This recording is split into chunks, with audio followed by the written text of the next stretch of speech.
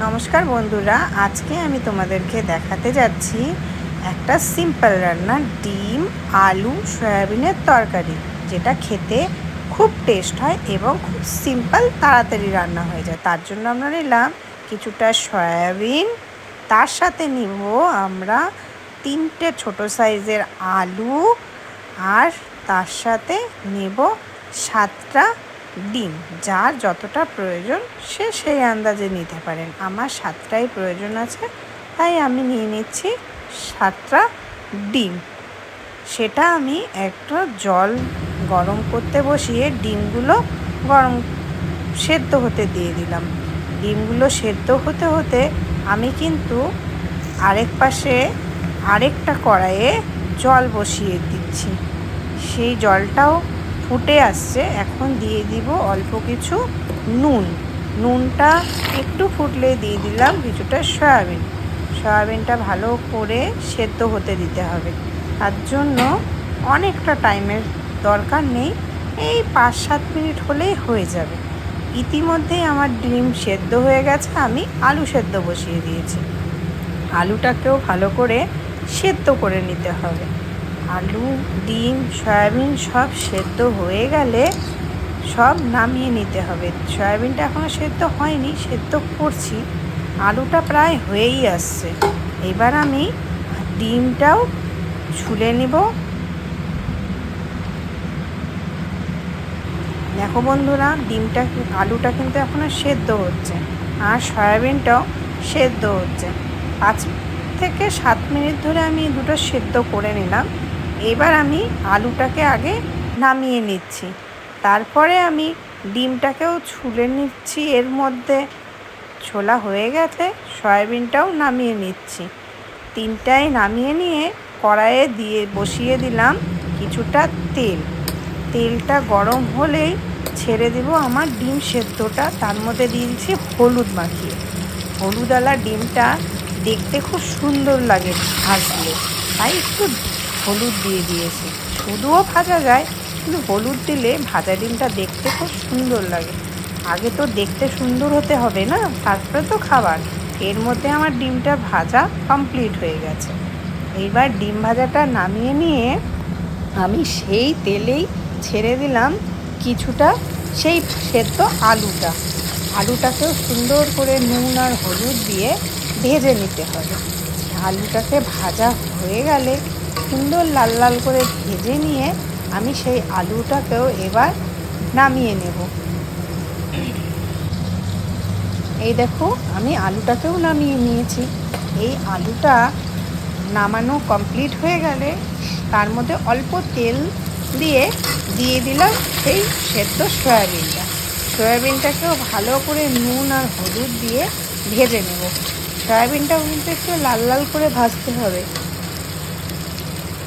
এটাও যখন একটু লালচে লালচে হয়ে গেল, তখন আমি নামিয়ে সেই কড়াইয়ে দিয়ে দিলাম একটু তেল গরম হলে দিলাম সামান্য পরিমাণ জিরাটা একটু ভাজা ভাজা হলে দিয়ে দিলাম একটা বড় সাইজের কুচি করা পেঁয়াজটাকে এবার সুন্দর করে অল্প নুন দিয়ে আমি ভেজে নিচ্ছি, যাতে তাড়াতাড়ি নরম হয়ে যায়। নুন না দিলে একটু দেরিতে নরম হবে, নুন দিলে খুব তাড়াতাড়ি নরম হয়ে যায়। তাই আমি অল্প নুন দিই, সবাই না দিলেও পারে। একটু নুন দিয়ে ভাজা করে যখন পেঁয়াজটা একটু লালচে লালচে হয়ে আসবে, তারপরে কিন্তু বাকি মশলাটা দেবে। আগে দিলে পেঁয়াজের গন্ধটা থেকে যায়। তার জন্য পেঁয়াজটাকে আমি সুন্দর করে ভেজে নিলাম।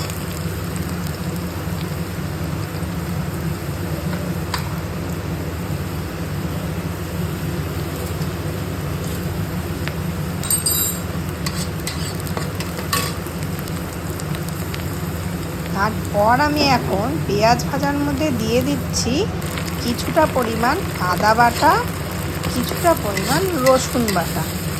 খুব বেশি না, সামান্য আদা বাটা আর রসুন বাটা দিয়ে আমি আদার পরিমাণটা একটু বেশি দিচ্ছি, রসুনটা কম।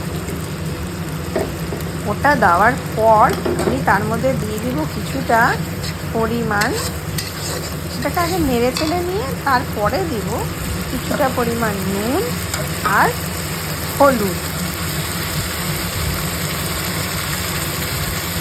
এবার আমি দিয়ে দিলাম কিছুটা নুন।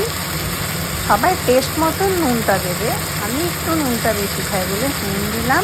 তারপর দিলাম হলুদ। নুন হলুদ দিয়ে ভালো করে নাড়াচাড়া করে নিতে হবে।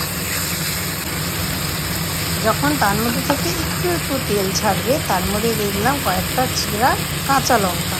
তারপর জিরার গুঁড়া, ধনের গুঁড়া, আর দেব অল্প পরিমাণ শুকনো লঙ্কার গুঁড়া। যেহেতু কাঁচা লঙ্কা দিয়েছি তাই লঙ্কার গুঁড়াটা অল্প দেব।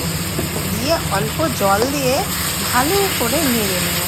এবার কিন্তু খুব ভালো করে নাড়তে হবে যাতে মশলার গন্ধ কোনোভাবেই না বেরোয়। এরপরে জল দিয়ে আবার আমি নাড়চাড় করা শুরু করে দিলাম। দেখো বন্ধুরা, এখান থেকে কিন্তু এখনও তেল ছাড়তে শুরু করেনি। এইভাবে নাড়চাড় করতে করতে দেখো অনেকটা জল শুকিয়ে গেছে এবং তেল ছাড়া শুরু করছে।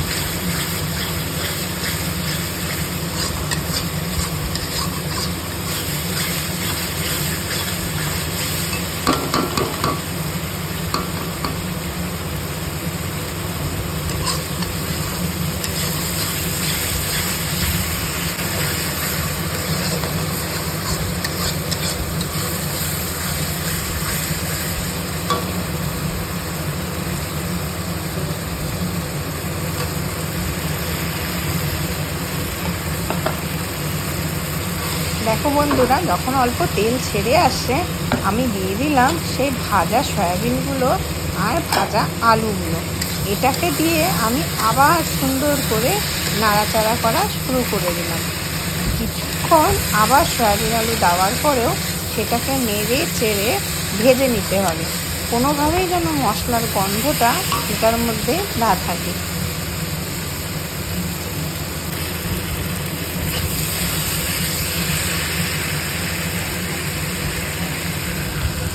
পাঁচ মিনিট ভাজার পর আমি দিয়ে দিলাম 1 কাপের মতন জল।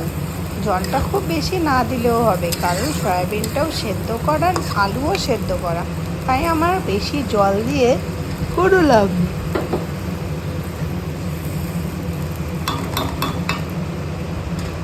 কিছুটা পরিমাণ জল দিয়ে আমার যখন মনে হলো যে এটুকু জল রাখা উচিত, তারপরে আমি তার মধ্যে দিয়ে দিলাম সেই ভাজা ডিম 7টা। ডিমগুলো দিয়ে আমি ভালো করে নেড়ে সুন্দর করে ডিমগুলোকে ঝোলের মধ্যে ডুবিয়ে দিয়ে এটাকে আমি রেখে দেব আরও 5 মিনিটের মতো।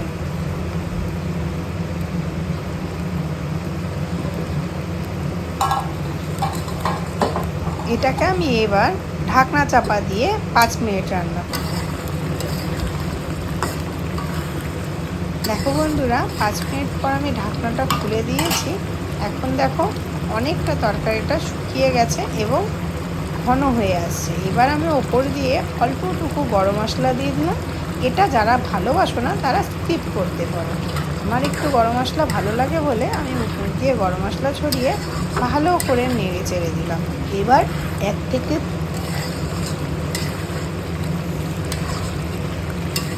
1.5 মিনিট এটাকে ফুটিয়ে নিয়ে আমি গ্যাসের ফ্লেমটা অফ করে দিই।